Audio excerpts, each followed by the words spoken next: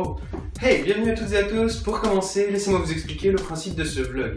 Je l'ai appelé le carré des cultures. Vous me demanderez sûrement pourquoi un carré. Eh bien, il comporte 4 côtés, ce qui représente 4 phases dans mon émission. La première est de vous introduire l'histoire. La seconde est de vous la résumer du mieux possible. La troisième est de vous expliquer les points forts de ces histoires. Et enfin, la quatrième est de simplement vous avertir s'il y a des préquels ou des choses qui se passent après. En fait, c'est très simple. À travers de ces vidéos, je vais essayer de vous transmettre une passion, celle de lire. Je vais donc vous résumer les livres et vous dire pourquoi ils sont intéressants et en quoi. Mon but, c'est pas tellement de vous forcer à lire, c'est plutôt de vous donner envie de lire. J'aimerais que ça devienne de vous, en réalité. On va pas parler des livres comme La phytothérapie pour les nuls, ce serait vraiment trop long et peut-être ennuyeux pour certains d'entre vous, donc on va laisser tomber. Et on va pas parler non plus de livres du style comics, parce qu'il y a d'autres chaînes qui le font très bien et que c'est pas non plus le type de culture que j'aimerais vous transmettre au travers de mon carré. Donc, pour ce premier carré des cultures, nous allons attaquer un gros ensemble de 12 tomes nommés Les Chérubes, que vous pouvez voir ici avec celui-ci. Il faut savoir que ce sont des livres très intéressants et c'est eux-mêmes qui m'ont en quelque sorte initié à la lecture. Il est vrai qu'avant, j'aimais pas du tout lire. C'était quelque chose que j'aimais vraiment pas faire. Et en lisant ces 12 tomes, j'ai vraiment eu la sensation d'être intégré à une histoire et d'être vraiment présent avec les héros qu'on va suivre. Donc voilà de quoi va parler ces 12 tomes. Chérubes est une organisation secrète créée par les services britanniques. Elle est tellement secrète que très peu de personnes, même au sein du gouvernement britannique, est au courant de la création et de l'existence de cette organisation. Elle part du principe où les adolescents peuvent être de très bons agents secrets. Ils ont pour mission d'infiltrer et de démanteler les organisations de malfaiteurs. C'est vrai, qui soupçonnerait des enfants? Entre vous et moi, je ne vois pas. Le début du premier tome est très noir et assez long. Mais ce sont ces premiers chapitres qui plantent le décor et l'historique des personnages que nous allons suivre au travers de ces 12 tomes. Entre nous, ces premiers chapitres sont vraiment très ennuyeux, mais ils sont nécessaires, croyez-moi. Vous ne serez vraiment pas déçus. On retrace donc l'adolescence de James et sa demi-sœur Lorraine. James n'a que 12 ans quand sa mère décède, et c'est immédiatement après qu'il sera placé en orphelinat. Dans cet orphelinat, il rencontrera un psychologue qui va radicalement changer son enfance. En réalité, elle recrute des orphelins en capacité hors normes pour les envoyer à Chérubes, l'organisation ultra secrète. Et c'est comme cela que James, et son don avec les mathématiques complexes, va se retrouver à Chérubes où il va subir un entraînement intensif et très dur pour vaincre ses peurs. Sa peur particulière est celle de l'eau. Il a peur de l'eau, il ne sait pas nager. Par la suite, sa demi-sœur rejoindra le même orphelinat que lui, mais surprise de ne pas le trouver ici, développera une capacité spéciale qui lui permettra à son tour de rejoindre Chérubes. Son père étant un criminel notoire qui n'est plus apte à la garder chez elle et à la surveiller comme un parent normal. Elle se retrouve donc orpheline elle aussi.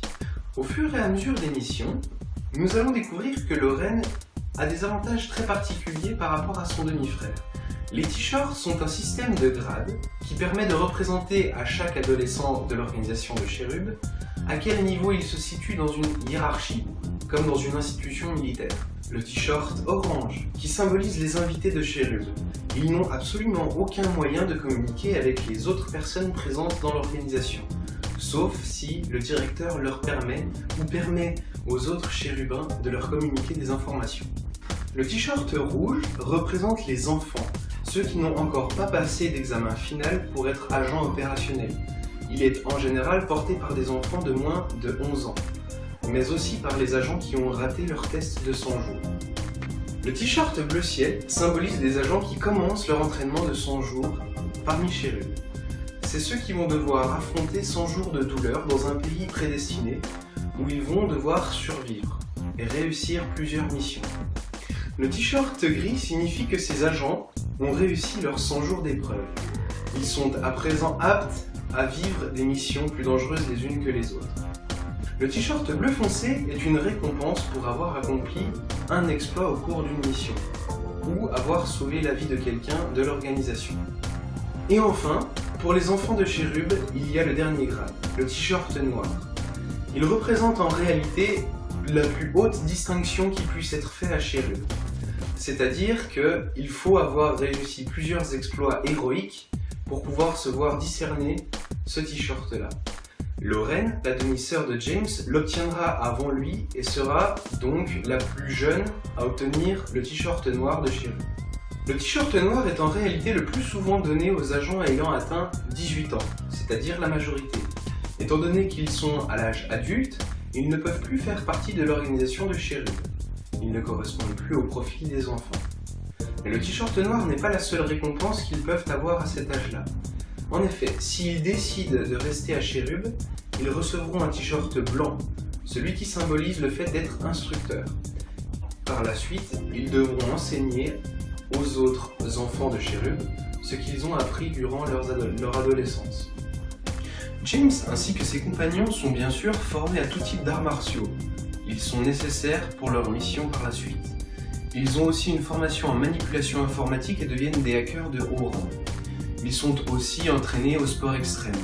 C'est d'ailleurs leur hobby quand ils sont rentrés à Cherub. Beaucoup de missions, plus dangereuses et plus intéressantes les unes que les autres au cours des tomes, vont nous montrer l'évolution des adolescents au cœur de Cherub. Au cours de ces 12 tomes, on remarque que James et Lorraine se construisent une famille au sein de Cherub. Elle s'agrandit parfois, c'est-à-dire que pendant certaines missions, ils vont recruter des enfants orphelins ou non pour aller avec eux à Cherub. Il est possible, peu importe le sexe du lecteur, de s'identifier à l'un ou à plusieurs des personnages de cette histoire.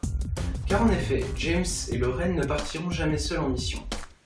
Ce que je trouve tout aussi magique dans ces livres, c'est le fait qu'il y ait un multigenre. C'est-à-dire qu'en lisant, on peut s'apercevoir qu'il y a du romantisme, les histoires de cœur des héros que nous allons suivre. Il y a aussi de l'espionnage, évidemment, c'est un peu leur métier. Il y a aussi le policier. Si les origines de Cherub vous intéressent, il faudra alors vous pencher vers une autre collection de livres. Ces livres s'appellent les Anderson Boys.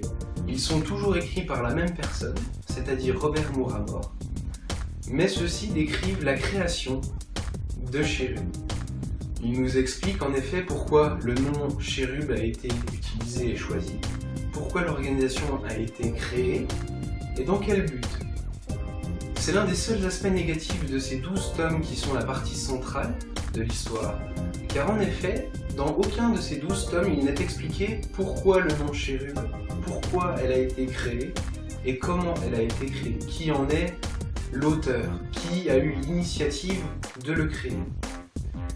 Les Anderson Boys se présentent à peu près sous la même forme que tout le reste des livres et sont à peu près de ce gabarit-là. Vous pouvez le trouver en format de poche aussi, c'est pas... Je trouve que la couverture est assez jolie. C'est tout pour aujourd'hui, je vous encourage donc à lire ces 12 livres, qui sont très intéressants. Et n'oubliez pas que dans un monde où la lecture n'existe pas, la culture non plus. Donnez-moi votre avis dans les commentaires, n'hésitez pas à aimer la vidéo si vous l'avez appréciée, à ne pas aimer la vidéo si vous ne l'avez pas aimée, et je vous remercie d'avance. Ciao!